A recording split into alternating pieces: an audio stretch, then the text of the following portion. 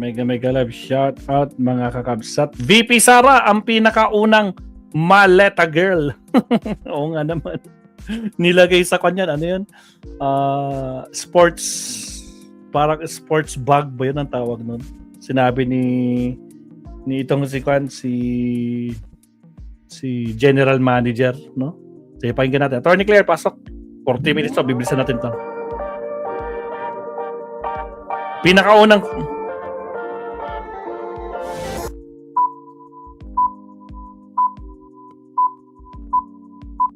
ang ating mga MIBs, pagbigyan nyo na ako, duffel bag. Mga clear. duffel bags. Okay?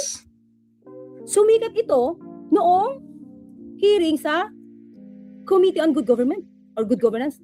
Tama ba? Teka lang, alam ko, good government. Good government ito. On good government. Committee on Good Government and Public Accountability. Sumikat ito. Pero para matabunan na si VP Sara ang unang Maleta girl. Boy, or rather, ang Maleta girl. Para mabaliwala o mabura sa isipan natin na si VP Sara ang unang maleta girl, tinakalat ang maleta issue. Diba? Pero siya na pala ang nauna using duffel bags. Bags, mga kaklit. Okay? So, hindi naman niya tinanggi to. Hindi tinanggi. Diba? Kasi, ito yan na, mag-analyze tayo. So, ang gagawin nila na issue ay hindi niya natanggap yung pera. Kasi, ang kanyang SDO sa OVP ay si Gina Acosta. At ang kanyang SDO sa OVP ay OVP, sa DepEd ay si Fajarda. Okay? Hindi niya makakaila na natanggap nila yung pera. Sinabi yan ni Fajarda at saka ni Acosta. Na sa utos ni VP Sara, yung lahat ng pera na withdraw sa bangko ay tinapunta o dinala, pinadala, pinareceive kay security. Sino security? Sa OVP, sila Chika. Sa DepEd, si Nolasco. Okay? Napangalanan yan. Pero, itong mga taong to na napangalanan at tinuturo si VP Sara, hindi ito kinontra ni VP Sara. Hindi siya kinontra at kung, ay hindi ako nakatanggap. Ayun. Security. Kasi ang mangyayari niyan mga pag si Gina Acosta, iyak na naman. Pera, diba? Iyak na naman yan. Natapos kay Gina Acosta Hindi na umabot kay La Chica. So ang tanong, ang sabi ni Gina Acosta, yung pera, according to VP Sara, ay ibigay kay La Chica. Colonel La Chica. Okay? So kung magdi-deny yung dalawa, mga clear, kung magdi-deny itong si La Chica at saka si VP Sara, na may natanggap sila kay Gina Acosta, ang papalabasin nila dito, si Gina Acosta, yung nagnakaw ng pera. Kasi natanggap eh. Tama. Di ba? Ngayon, gagawin ba nila yun? Malamang hindi. Bakit? Kasi, kung yan ang nagnakaw, dapat noon pa yan, nakadimanda si Acosta. Dapat dinimanda na ni VP Sara. Dinimanda na ni La Chica. Pero walang movement. Dinala pa nila sa ospital si Acosta. Tama. Yung naatake. Di ba? At hanggang ngayon, wala tayo nadidinig na anumang pagbibintang o pagtuturo ni VP Sara sa kanyang mga SDO. So it means, yung admission ng mga SDO na ito ay binigay sa mga taong tinuro o inutusan na kunin yung pera, ang galing na utos ay mula kay VP Sara. Pero walang violent reaction. Walang pagdi-deny. Kaya, ang tanong, saan nga napunta yung pera? Saan nga ba? Hindi na naman di-deny na to, mga alam nyo, hindi na nila man-deny na natanggap yan ni VP Sara. Hindi na nila man-deny na yan na natanggap ng OVP at ng DepEd. Bakit? Meron silang di umano mga resibo patungkol doon sa mga perang tinanggap ni Acosta at saka ni Fajarda. Since meron kayong binigay ng mga resibo, di nyo na pwedeng ituro si Acosta, si Fajarda, sila Chica, at saka si Nolasco. ang tumbok niyan, Vice Presidente. Diba? Pero sa mga criminal cases, mga kaklear, ang pwedeng sumabit, yung 4. Dahil 3. Si VP Sara, Nolasco, at saka si La Chica. Bakit?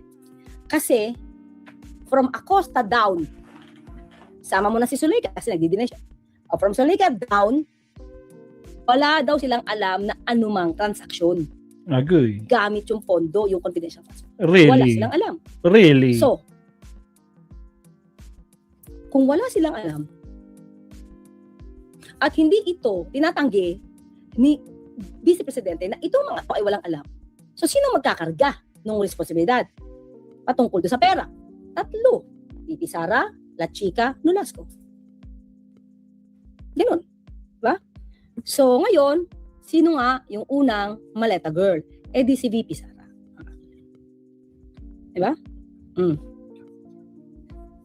Witness sa mga pahayag ng self-confessed bagman na si Ramil Madriaga nung nasa Kamara pa ang impeachment. Ito ay may kinalaman sa milyon-milyong withdrawals ng OVP. Ang Grabe. detalye sa agenda report ni Isaiah de la Fuentes live mula sa Senado. Isaiah. Yes, Willard, good start nga kung ituloy ng House Prosecution Panel ang pagsisimula ng pagtalakay sa impeachment court ng Article 1 o yung kaugnay sa misuse of confidential funds ni Vice President Sara Duterte. Nang dahil naman Willard nga sa unang testigo na iniharap ngayong araw, may posibilidad na maiharap sa impeachment court ang mga bagman ni Vice President Duterte na si Ramil Madriaga. Kasi simula pa lang ng paglilitis, bahagyang naging mainit na ang talakayan sa impeachment court. Makailang beses na winarningan ni Presiding Judge Senator Chis Escudero si House Prosecutor Leila de Lima dahil sa umano'y may konklusyon na siya sa kanyang opening statement kahit wala pang paglilitis. Kapag ang isang impeachable officer, tulad ng pangalawang Pangulo, ay nabuso ang kapangyarihan sa paraang sumisira sa accountability, sumusubay sa pananagutan, dapat pa ba siyang pagkatiwalaan?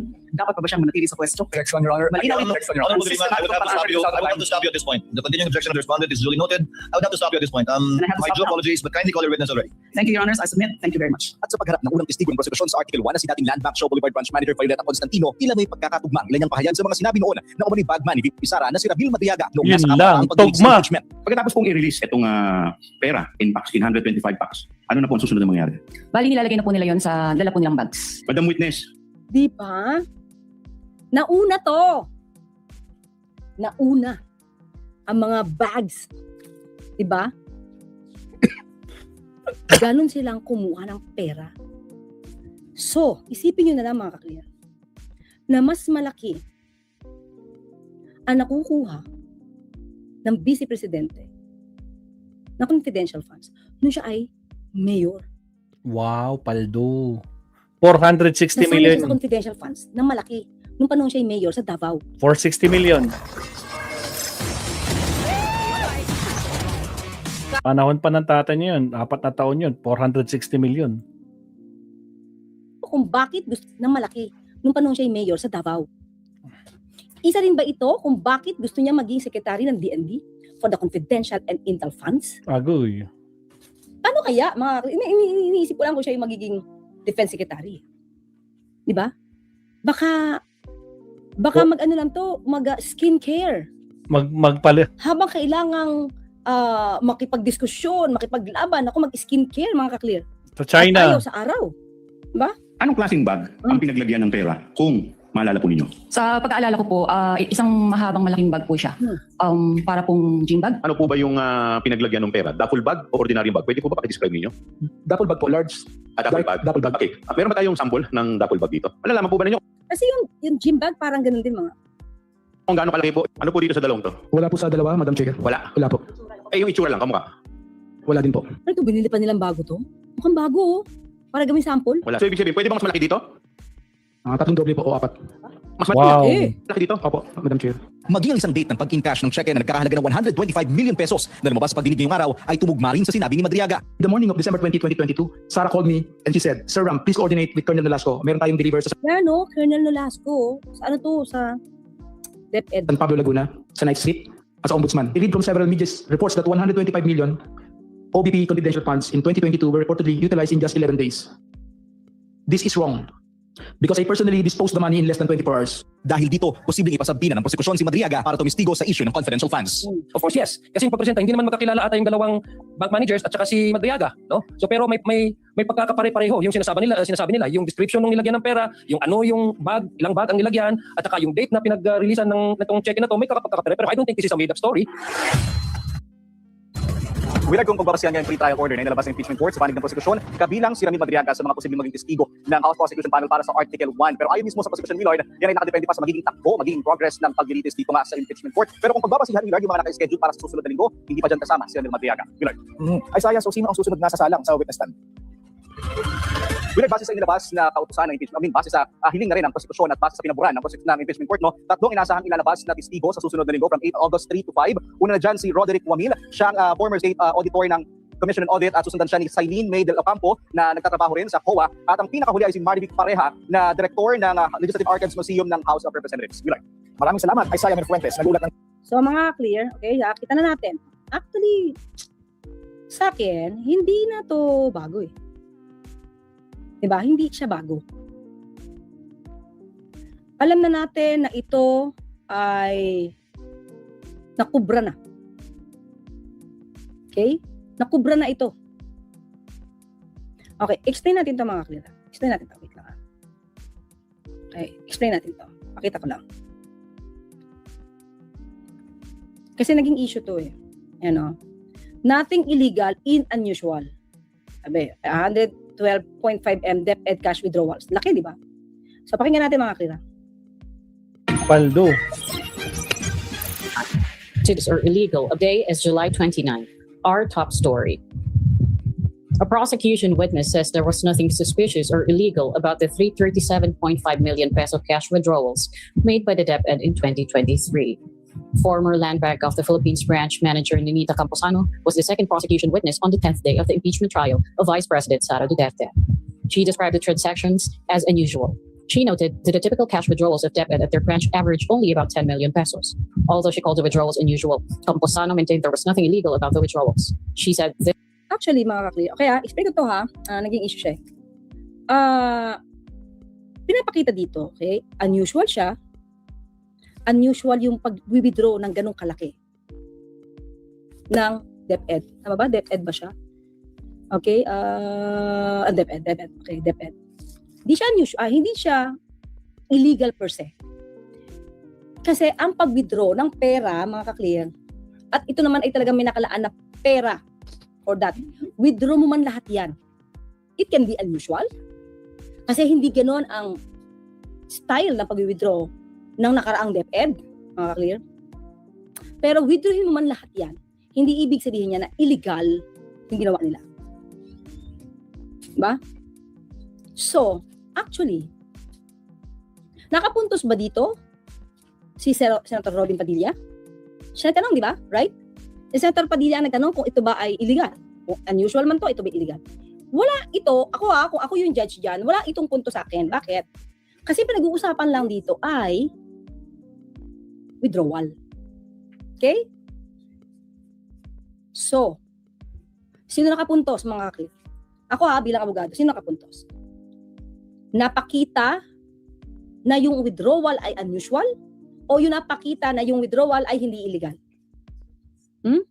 Hindi nakapuntos po. Hindi nakapuntos po, lalo na ng diin na nag-withdraw. Yeah. Good. Batang helmet. Nothing wrong, ha? Good. Alam mo kung bakit? Ganito yan eh. Ang pinuprove lang dito ay na-withdraw ba? Ha? Na-withdraw ba? Walang tumutol. Walang nag-cross. Hindi nag-cross si Atty. po. Since hindi nag-cross, may records, kahit wala na yung original, ba? Lumabas na yung pera intended for confidential funds ay na-withdraw. Bulto-bulto. Milyon-milyon. Okay? So, dapat, sa akin dito dapat mag-concentrate ang prosecution. Okay?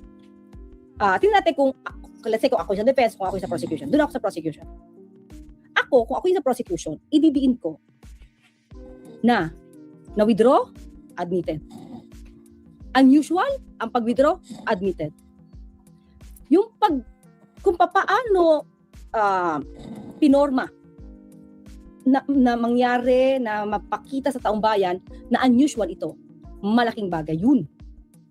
Pero ito, sa mga ordinaryo na nakikinig at nanonood, baka isipin nila, ay, hindi naman pala illegal eh. Diba? Hindi illegal.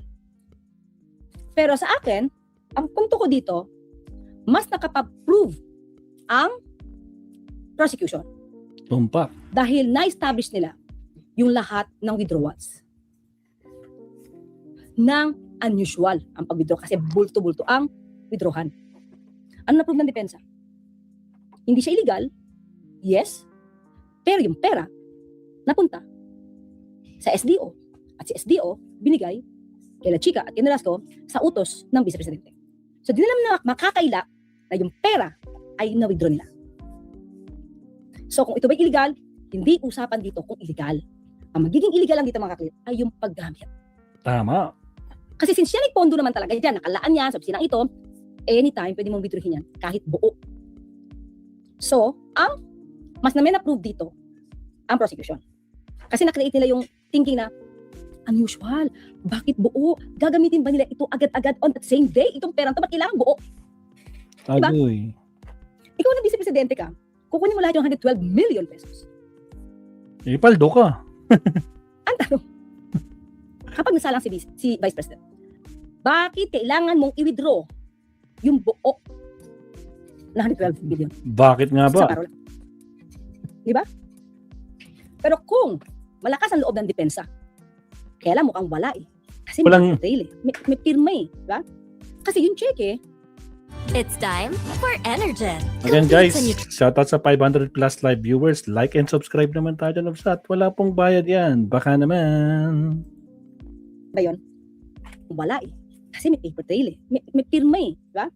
Kasi yung check eh, ay wala na. Di ba parang 1 year lang yata nila ini-stand by yun? So, kaya ba nila, no, ng defense, kaya ba nila na itatwa, i-deny yung existence ng check eh? Mukhang hindi. Kasi kung malakas ang loob nila, walang original, kaya ba nila itanggi na may checking na tanggap yung mga SDO, si Acosta sa si Farda? Mukhang hindi. So dito sa akin, walang na-prove ang depensa. Wala siya na-prove. Agree lang, nag-agree. Hindi illegal ang pag-withdraw. Pero hindi po ito yung punto. Hindi po ito yung stage kung saan mo sasabihin na hindi illegal yung naging transaksyon. Kasi, allowed naman talaga silang mag-withdraw. At legal yun. So, kung ba't sinabi ng taga-bank na legal yun? Kasi pwede talaga i-withdraw. Wala naman ko-question kasi pera mo yun eh. Para ikaw. Normally, nagtatransa ka lang 10,000 every other day. Tapos bigla mong kinuha ang 5 million pesos. Unusual o regular? Unusual. Pero yung pag-withdraw mo ba ng 500,000 pesos is illegal? Hindi. So, walang na-prove ang defense. Pero ang accused, ang prosecution, ang na-prove niya, dalawa.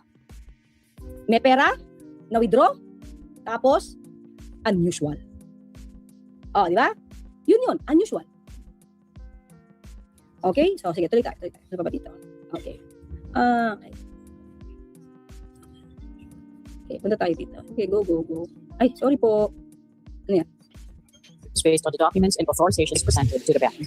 The take-home pay of middle-class Filipinos is expected to increase under the proposed increased income tax exemption threshold. Sa pala, ganito sa So, ibig ko mga clear. Diba? Hindi pa nadidebunk ng depensa na mayroon natanggap na pera. Milyones. At bakit nila kailangan i-withdraw lahat? So, yung lahat ba ng perang yun ay ginastos on the day? Paano? And ako ha, tingin ko, pag dumating yung time na mayroon ng uupo para sa DepEd, sa OVP, patungkol sa paggamit ng confidential funds, una ko siya tatanong, di ba ganito? O, inamin mo nyo, base sa records na this amount had been withdrawn from the bank. So, tanong ko, sino naka-receive? Although nandiyan na sa house yan eh. Na-receive ito, according to VP Sara, kailangan itong ma-receive nila Chica.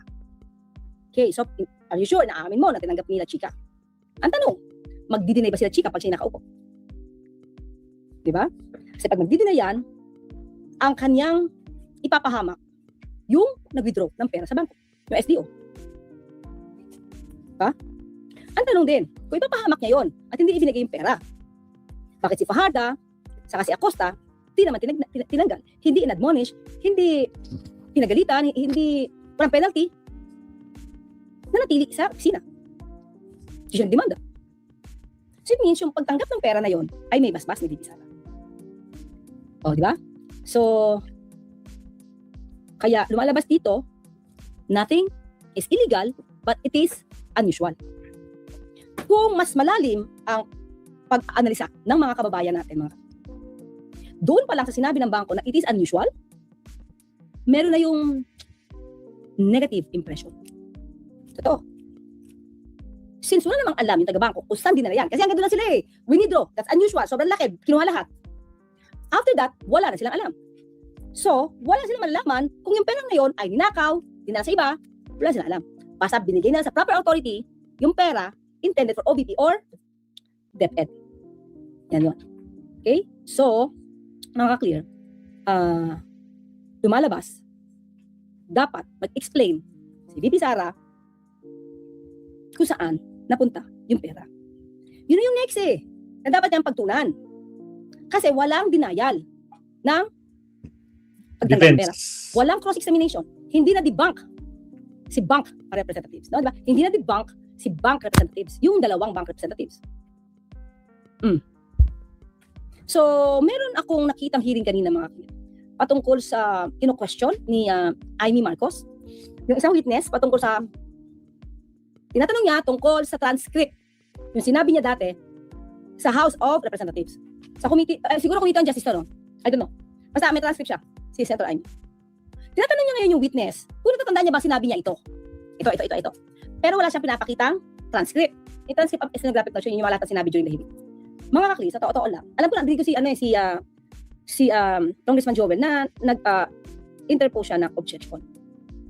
Kasi, hindi pinapakita yung transcript. Parang naghuling kasi si Senator Cheese na pwede. Actually, mga kakli, ganito yan. Pag ikaw ay nagko-cross, halimbawa ako nagko-cross examine na. Tapos meron akong kinote, nasagot niya, at doon ko siya i-cross. Doon ko siya tatanungin. Hindi pwede masabi ko, natatandaan niyo ba ano sinabi niya to, bla bla bla. Nang hindi ko pinapakita ang transcript.